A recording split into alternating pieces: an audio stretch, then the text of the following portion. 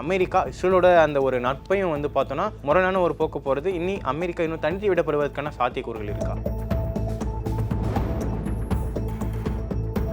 Don gain ரொம்ப கவனமாகவும் beat ஹெட்செட்டுக்கு தெரியாமலும் மெதுவாக அணுகியிருக்கிறார். செய்தி வந்தது, அசலான செய்தி.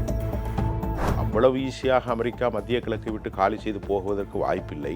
ஆனால் ஏதாவது வழியில் யுஏஇயோடு சவுதியோடெல்லாம் அவர்கள் நெருக்கமாக இருப்பார்கள். அமெரிக்கர்களுக்கும் அரபுகளுக்கும் உள்ள நெருக்கம். அஸ்வின் ஸ்வீட்ஸ் அண்ட் ஸ்நாக்ஸ் ப்ராடக்ட்ஸை நீங்களும் உங்க ஏரியாவில் உள்ள சூப்பர் மார்க்கெட்டுக்கு டிஸ்ட்ரிபியூட் செய்ய கால் பண்ணுங்க 9443966765. சார் கேப் ஆட்டோ பைக்குன்னா ரெட் டாக்ஸி மட்டும்தான். ஐபிசி தமிழ் நேயர்களுக்கு வணக்கம். இன்னைக்கு பத்திரிகையாளர் சுஃபியன் நம்மளோட நினைஞ்சிருக்காரு. வணக்கம் சார். வணக்கம் நிதிஷ். ஆனால் அமெரிக்க டெக்னாலஜி அடிக்கக்கூடிய அளவிற்கு இவர்கள் வல்லமை பெற்று விட்டார். இதுக்கு வந்து பலரும் சொல்லக்கூடிய ஒரு காரணம் என்னவா இருக்குன்னா, ட்ரம்ப் அவருடைய செயல்பாடு தான் சார் சொல்றாங்க. இப்போ நீங்க இந்த இத்தனை விஷயங்களை சொன்னீங்களா, கடும்போக்குவாதிகளா இவங்க இருக்காங்க அப்படிங்கிறது ஒரு விஷயத்தை வந்து நீங்க பதிவு செஞ்சப்போ என் மனசுல தோன்றின ஒரு விஷயம் என்னன்னா, இதுக்கு முன்னாடி இருந்த தலைவர்களாக இருந்திருந்தா இந்நேரத்துக்கு பேச்சுவார்த்தையை வந்து விரும்பி இருப்பாங்க. மசூத் பெசஸ்கியான் மாதிரியோ இல்லை நமக்கு நாடாளுமன்ற அந்த சபாநாயகர் அவரை மாதிரியோ வந்து பார்த்தோன்னா ஒரு பேச்சுவார்த்தையை விரும்பி இந்த போரை வந்து இதோட கைவிடணும் அப்படிங்கிற வகையில் ஈரான் தரப்புல இருந்து விரும்பியிருப்பாங்க. ஏன்னா அவங்களுக்கு தேவையான அத்தனை விஷயங்களும் ஆல்மோஸ்ட் நடந்து முடிஞ்சிருச்சு. அமெரிக்கா தனித்து விடப்பட்டிருக்கு, இவங்களுக்கான தேவைகள் எல்லாமே கிடைக்கிறதுக்கான. இவரை யார் கேட்கறது? டான் கெயின் வந்து கொஞ்சம் அறிவாளி, மெதுவா போய் சொன்னாராம். பீட் ஹெட்செட்டுக்கு தெரியாமல், நல்லா கவனிங்க, பீட் ஹெட்செட் ஒரு கடும்போக்குவாதி, சியோனிஸ்டுகளின் ப்ரோ கிறிஸ்தவ சியோனிஸ், அதாவது வேதாமகத்தில் பிப்ளிக்கல் நாம்ஸில் எல்லா மதங்களிலும் இருக்கக்கூடிய கடும்போக்குவாதிகள் இருப்பார்கள்.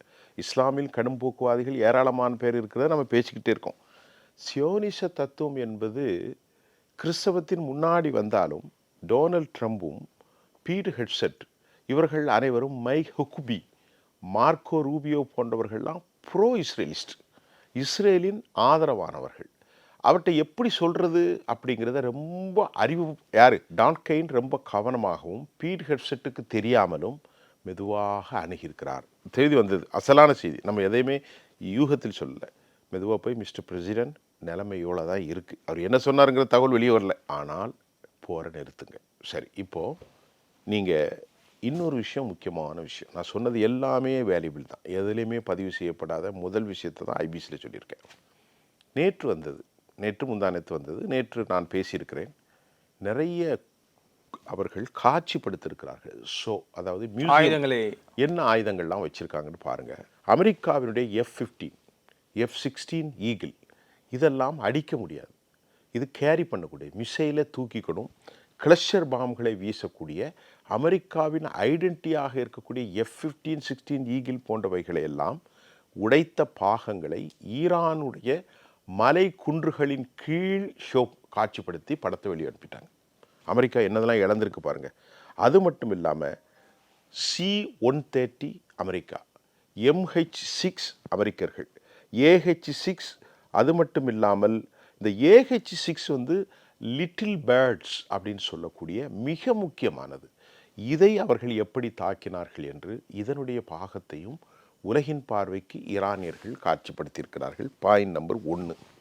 இரண்டாவது, கிட்டத்தட்ட 250 கோடி ரூபாய் இந்திய மதிப்புக்கு பெருமானம் உள்ள MQ-9 ரீப்பர், 50,000 அடிக்கு மேல் யாராலும் கண்டுபிடிக்க முடியாத மிகப்பெரிய உளவு விமானத்தை தாக்கி அழித்தது MQ-9 ரீப்பர் மட்டுமல்ல, MQ-1 சீக்ரைவ், MQ-9 ரீப்பர், MQ-1 சீக்ரைவ் இதனுடைய பார்ட்ஸ்களையும் அவர்கள் வைத்திருக்கிறார்கள். MQ-9 முக்கியம், MQ-1 சீக்ரைவ். இஸ்ரேலுடைய 900 ஹேர்ம்ஸ் அதையும் தாக்கி அழிச்சிருக்காங்க. அதெல்லாம் எடுத்து வச்சுட்டாங்க.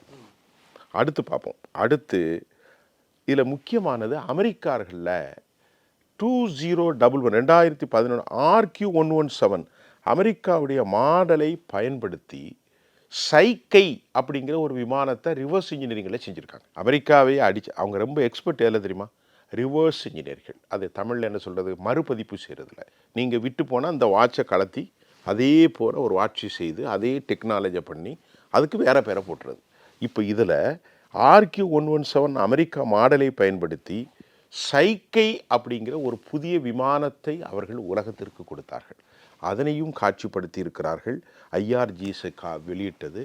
அமெரிக்கா ஒட்டுமொத்தத்தில் எவ்வளவு கீழாக இருக்கிறது என்பதை எல்லா செய்தியும் தான் சொல்லிட்டேன். நான் சொல்லலை, நீங்களும் சொல்லலை. எதிலெல்லாம் ஃபினான்ஷியல் டைம்ஸ், அல் ஜசீரா, அமெரிக்காவுடைய நாளேடுகள் எல்லாம் சொல்லியிருக்கிறது. இப்போது அமெரிக்கா என்ன செய்ய போகிறது என்று தெரியவில்லை.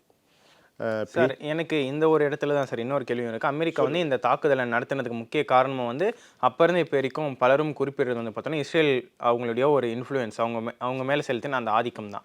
இப்போ இஸ்ரேலுடனான அமெரிக்காவோட உறவு வந்து பார்த்தோன்னா ஒரு வகையில் வந்து ஒரு முரணான போக்கு இருக்கிறத நம்மளால் பார்க்க முடியுது. ஸோ தொடர்ந்து நெத்தனியாகு வந்து போனதுக்கப்புறம் ஒரு தாக்குதல் நடந்து அதுக்கு முன்னாடி நெத்தனியாகு வந்து ட்ரம்ப் விமர்சிச்சுட்டு இருந்தார். இது ஒரு விஷயத்தை தாண்டி இப்போ காசாவில் வந்து ஒரு அமைதிக்கான ஒரு சில அம்சங்கள் கொண்ட ஒரு முன்மொழிவை வந்து ட்ரம்ப் முன்வைக்க அதை வந்து இஸ்ரேல் ஏற்றுக்க முடியாது அப்படிங்கிற மாதிரியான ஒரு நடைமுறையில் தான் இப்போ போயிட்டு இருக்காங்க. அமாஸ் வந்து ஆயுதங்களை கைவிடுறதுக்கு தயாராக இருக்கிறதா சொல்லியுமே இஸ்ரேல் வந்து அங்கே தாக்குதல் நடத்துகிறாங்க. எங்களுடைய நிலைகள் வந்து தொடர்ந்து அங்கே வந்து இருக்கும், நிலைநிறுத்தப்பட்டிருக்கும் அப்படின்னு சொல்கிறாங்க. இஸ்ரேல் அமெரிக்கா இவங்களுடைய உறவு, அமெரிக்கா இஸ்ரேலோட அந்த ஒரு நட்பையும் வந்து பார்த்தோன்னா முரணான ஒரு போக்கு போகிறது, இனி அமெரிக்கா இன்னும் தனித்து விடப்படுவதற்கான சாத்தியக்கூறுகள் இருக்கா? நிச்சயமாக இதில் ஒரு மிக முக்கியமான ஆழமான ஒரு பரிணாமம் 1900களில் தனக்கு மத்திய கிழக்கில் ஒரு செக் அண்ட் பேலன்ஸ் மாதிரி ஒரு பெரிய வேட்டை மிருகமாக அவர்களால் உருவாக்கி 1900 ஆண்டர் பால்பர்சன் டெக்ளரேஷனில் அமெரிக்காவுடைய ட்ரூமன் எல்லோரும் கொண்டு உக்கப்பட்ட திணிக்கப்பட்ட ஒரு செட்டிலர் ஸ்டேட்டு தான் யூதர்கள். அது உங்களுக்கு பழைய வரலாறு தெரியாது, ஒன்றும் தெரியல. அதில் நக்காபா என்று அழைப்பார்கள்.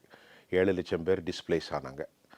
அன்றிலிருந்து இன்று வரை 2 பேருமே உலகத்தை மிரட்டி கொண்டு வந்தார்கள், அமெரிக்கர்களும் மத்திய கிழக்கில். இப்போ வெளிப்படையாக நீங்கள் கேட்ட கேள்விக்கு பெஞ்சமின் நெத்தன்யாகு சொல்கிறாரு, எனக்கும் அமெரிக்க அதிபருக்கும் இடையிலே பெரிய கருத்து முரண்கள் இருக்கிறது என்று சொல்லிட்டார்கள். அது அமெரிக்க அதிபரும் இவரை ஃபோனை போட்டு வெளியே சொல்ல முடியாத வார்த்தைகளால் அசிங்கமாக திட்டுவது. இவரை மட்டும் திட்டவில்லை, இன்னும் அசிங்கமான வார்த்தைகளால் முகமது பின் சல்மானை திட்டுவது. ஒரு கேவலமான வார்த்தை, வெளியே பதிவு செய்யவே முடியாது அப்படிப்பட்ட வார்த்தைகளை. அது எப்படி இவ்வளோ பெரிய நாட்டின் தளபதி ஜனாதிபதியை இப்படிலாம் பேசுகிறாருன்னு சொல்ல முடியாது. இப்போ நீங்கள் கேட்டது காசாவில் போர்ட் ஆஃப் பீஸ் அப்படின்னு ஒன்று யார் வச்சுருக்கிறா? அமெரிக்க அதிபர். அந்த போர்ட் ஆஃப் பீஸில் ஆயுதங்கள் மௌனிப்பு, இஸ்ரேலியர்கள் வெளியேறுவது, பொது அரசு அங்கே வர வேண்டும், துபையை போன்று கொண்டு வருவதற்கு பெரும் திட்டத்தை அமெரிக்கா முன்னெடுக்கிறார்கள் காசாவில். அதற்கு துருக்கி போன்ற நாடுகள், சவுதி அரேபியாவுடைய படைகள், எல்லா படைகளும் அங்கே வருவதற்கு நாங்கள் அனுமதிக்க மாட்டோம் என்று யார் சொல்கிறா? இஸ்ரேல் சொல்கிறது. இஸ்ரேலுடைய கடும் போக்குவாதியான பெசலில் சுமோட்ரிச், பென் கேவீர், அது மாதிரி இஸ்ரேல் கோட்ஸ், பெஞ்சமின் நெத்தன்யாகு, இப்படி போன்றவர்கள், கிடியன் சார் போன்றவர்கள் எல்லாம் கடும் போக்குவாதிகள், வலதுசாரி. அவர்கள் இந்த போர்ட் ஆஃப் பீஸின் மூலமாக காசாவிலிருந்து பஃபர் ஜோனை காலி செய்துவிட்டு யூதர்கள் வெளியேறுவதை அவர்கள் விரும்பவில்லை. அமெரிக்கர்கள் ஏதாவது வழியில் ஈரானியர்களோடு ஒப்பந்தம் செய்து கொள்ளப் போகிறார்கள். அமெரிக்காவிடத்தில் சரக்கு இல்லை என்பதை உங்களுக்கும் எனக்கும் தெரிஞ்சதை விட மொசாத்துக்கு தெரியாதா என்ன? நல்லா தெரியும். இப்போ மொசாத்தில் ரெஜிம் சேஞ்சுக்கு அவங்க பண்ணாங்க. டேவிட் பர்னே தான் தலைவர். அதற்கு பிறகு எல்லாரையும் மாற்றியிருக்கிறார்கள். ஈரானில் அவர்கள் தோல்வி அடைந்தனால் திட்டம் போட்டு ஈரானில் குழப்பத்தை ஏற்படுத்துறதுக்கு தான் மொசாத் பண்ணாங்க. குர்திஸ் படைகள் உள்ளே அனுப்புறதுக்கு டோட்டலாக இப்போ ஈரான் தோற்று போச்சுல. ஈரான் தோற்று உள்ளே ஒன்றுமே பண்ண முடியாது. நிறைய பேரை காலி பண்ணிக்கிட்டே இருக்காங்க. அவங்களும் இன்டெலெக்சுவலாக அமெரிக்கா மொசாத்து, சிஎன்எனுக்கு, சிஐஏக்கு எதிராக சமநிலையில் வந்துக்கிட்டு இருக்காங்க. அதாவது நீங்கள் சொல்கிறது வந்து பார்த்தீங்கன்னா பிப்ரவரி 28 அன்றைக்கி நடந்த தாக்குதலில் அவங்களுடைய உச்சப்பட்ட தலைவர்கள் எல்லாருமே கொல்லப்பட்டார்கள். உலகமைப்பு கொடுத்த டிசைன் தான். கொன்னாலே நாட்டில் ஒரு குழப்பம் வந்துடும். குழப்பம் வந்தால் குஸ் படைகள் உள்ளே வந்துடும், மக்கள் வீதிக்கு வந்துடுவாங்க. எல்லாம் தோற்று மக்கள் வந்து அங்கே இருந்த பொருளாதார அந்த சிக்கலுக்கு எதிரான ஒரு போராட்டத்தையும் மேற்கொண்டு இருந்தாங்க. இது இப்போ அது வந்து ஜிக்னோயிசம் மாதிரி வந்துச்சு. நாட்டின் தேசிய பாதுகாப்பு மட்டும் இல்லை, தேசிய மக்களிடத்தில் ஒரு ஒருமித்த கருத்து வந்துட்டது. அதாவது இங்கே சொன்ன ஜிங்கோயிசம் மாதிரி. என்ன ஜிங்கோயிசம்னா மக்கள் எல்லாம் ஒன்றிணைவு ஆரம்பித்தது. தேசிய அளவில் ஒரு கட்டமைக்கப்பட்டு விட்டார்கள். அதனால் மொசாத்துக்குள்ளே இப்போ பெரிய மாற்றம் செய்து விட்டார்கள். மொசாத் தோல்வி வந்து இப்போ அமெரிக்கர்களுக்கும் இவர்களுக்கும் உள்ள வேறுபாடு இதுதான். அமெரிக்க மக்களிடத்திலும், அமெரிக்க செனட் சபையிலும், அமெரிக்க பிரதிநிதித்துவ சபையிலும், அமெரிக்க காங்கிரஸிலும் எதற்கு நாம் இவர்களுக்கு மானியம் கொடுக்கணும்? வருஷம் $4 பில்லியன் $3 பில்லியன் சும்மா கொடுக்குறாங்க. 30,000 கோடி 40,000 கோடி யாருக்கு? யூதர்களுக்கு. இது நமக்கு தேவையில்லை. இனி வந்து மத்திய கிழக்கில் முழுமையாகவே இனி மாறப்போகிறது. ஈரான் வந்து தலையெடுத்தாலும் தலையெடுக்காவிட்டாலும் அமெரிக்காவுடைய ஆதிக்கம் இருக்கும். ஒட்டுமொத்தமாக அமெரிக்கா காலி செய்து போய்விடுவார்கள் என்று ஒருவன் இங்கு சொல்ல வேண்டும் என்றால் அவனுக்கு அரசியல் தெரியவில்லை என்ற அர்த்தம். அவ்வளவு ஈஸியாக அமெரிக்கா மத்திய கிழக்கை விட்டு காலி செய்து போகுவதற்கு வாய்ப்பில்லை. ஆனால் ஏதாவது வழியில் யுஏஇயோடு ஏதாவது வழியில் சவுதியோடெல்லாம் அவர்கள் நெருக்கமாக இருப்பார்கள். அமெரிக்கர்களுக்கும் அரபுகளுக்கும் உள்ள நெருக்கம் இன்று நேற்று ஆரம்பித்ததில்லை, காலகாலமாக ஆரம்பித்தது. ஒட்டகத்தை மேய்த்து கொண்டிருந்தவர்கள் புதிய நாகரிகத்து வருகின்ற போதே ஒட்டகத்தை விட்டு புதிய நாகரிகத்து வருவதற்கு அமெரிக்கர்கள் தான் உதவினார்கள். அவர்கள் ஒன்றும் வரவில்லை. புரியுதா உங்களுக்கு? அவர்கள் இவ்வளவு பெரும் செல்வந்தர்களாக மாறியதற்கு அமெரிக்கர்கள் ஒரு காரணம், சுரண்டலுக்கும் அமெரிக்கர்கள் காரணம். புரியுதா உங்களுக்கு? ஆகவே இன்னைக்கு பெஞ்சமின் நெத்தன்யாகுவுக்கும் அமெரிக்கர்களுக்கும் ஒரு பெரும் மாற்றம் இருக்கிறது. அதை நான் இப்போ சொல்லிட்டேன். இப்போ தாக்குதலை அவர்கள் ஹிஸ்புல்லாவின் மீது நடத்தி கொண்டு தான் இருக்கிறார்கள். லெபனானில் நடத்திட்டு ஹிஸ்புல்லாவின் மீது நடத்துகிறார்கள், ஹமாஸின் மீது நடத்துகிறார்கள். ஹவுதிகள் பயங்கர தாக்குதல், சவுதி அரேபியாவுக்கும் ஹவுதிகளுக்கும் பெரிய அளவில் தாக்குதல் நடந்து கொண்டிருக்கிறது. சவுதியில் கிட்டத்தட்ட 50க்கு மேற்பட்டவர்கள் சவுதியில் கொல்லப்பட்டிருக்கிறார்கள். இஸ்லாமிக்கு பாப்புலர் மொபிலைசேஷன், நான் அன்றைக்கி நினைக்கிறேன், பாப்புலர் மொபிலைசேஷன் ஃபோர்ஸுக்கு எதிராக அமெரிக்கர்களோடு சேர்ந்து ஈராக்கில் தாக்குதல் நடத்தியதற்கு பழிவாங்குவதற்கு சவுதியை அவர்கள் ட்ரோன்கள் மூலம் தாக்கியதற்கு. ஆக இப்படிப்பட்ட ஏமனுக்கும் சவுதிக்கும் ஒரு பெரும் பிரச்சனை. நல்லா கவனித்துக் கொள்ளுங்கள். அமெரிக்கர்களுக்கும் ஈரானியர்களுக்கும் பிரச்சனை, அமெரிக்கர்களுக்கும் யூதர்களுக்கும் பிரச்சனை. துருக்கி, பாகிஸ்தான், சவுதி அரேபியா ஒரு புதிய இராணுவத்தை கட்டமைக்கிறது. யூரோப்பிய யூனியன் மௌனியாகி இருக்கிறது. ஒட்டுமொத்தமாக அமெரிக்கா ஆயுதங்கள் குறைத்ததனால் இதை தாக்குதலுக்கு இதை சமமாக பயன்படுத்துவார்களா என்ற ஸ்பெகுலேஷன் போய்கொண்டிருக்கிறது. கூடுதலாக ஈரானும் ஓமனும் பேச்சுவார்த்தை நடத்தி புதிய ஒரு ஹார்மோஸ் அது முடிந்தது. இங்கே இந்த வழியாக சென்று அந்த வழியாக வெளியேறும். உள்ள வரத்துக்கு அனுமதி வாங்கணும், வெளியே போறப்ப ஓமன் கிட்ட அனுமதி வாங்கணும் அப்படின்னு சொல்லிட்டு ஒரு புதிய நடைமுறை கொண்டு வந்துட்டாங்க. அதுக்கு அவங்க டேக்ஸ் எவ்வளவு போடுறான்னு சொல்லலையே.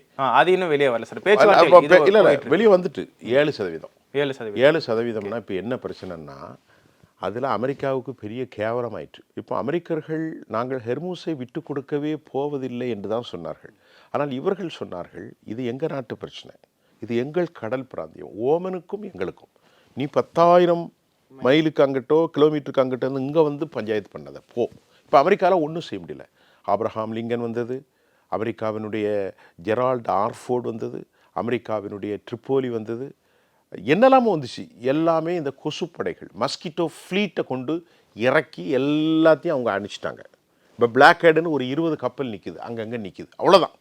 ஆனால் ஷேடோ ஃப்ளீட் மூலம் அவங்க பிஸ்னஸ் நடந்துக்கிட்டு தான் இருக்குது, நடக்காமலாம் இல்லை, அது நடந்துக்கிட்டு தான் இருக்குது. இப்போ அமெரிக்கா தடுக்கிறது இல்லை.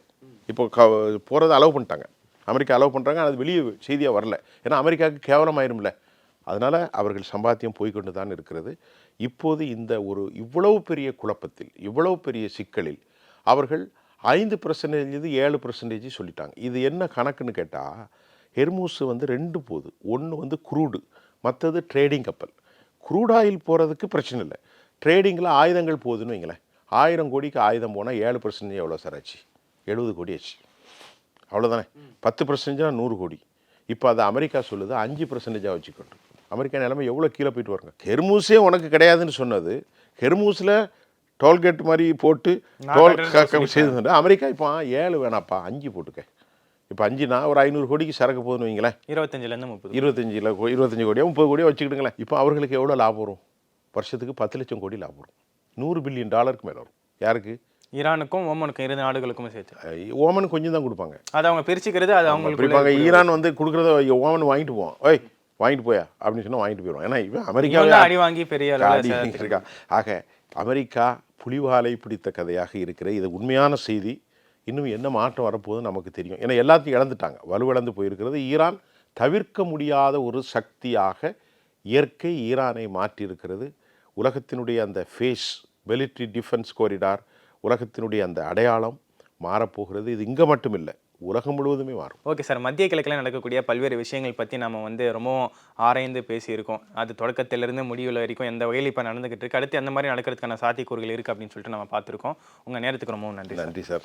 அஸ்வின் ஸ்வீட்ஸ் அண்ட் ஸ்நாக்ஸ் ப்ராடக்ட்ஸை நீங்களும் உங்கள் ஏரியாவில் உள்ள சூப்பர் மார்க்கெட்டுக்கு டிஸ்ட்ரிபியூட் செய்ய கால் பண்ணுங்க 9443966765. சார் கேப் ஆட்டோ பைக்குன்னா ரெட் டாக்ஸி மட்டும்தான்.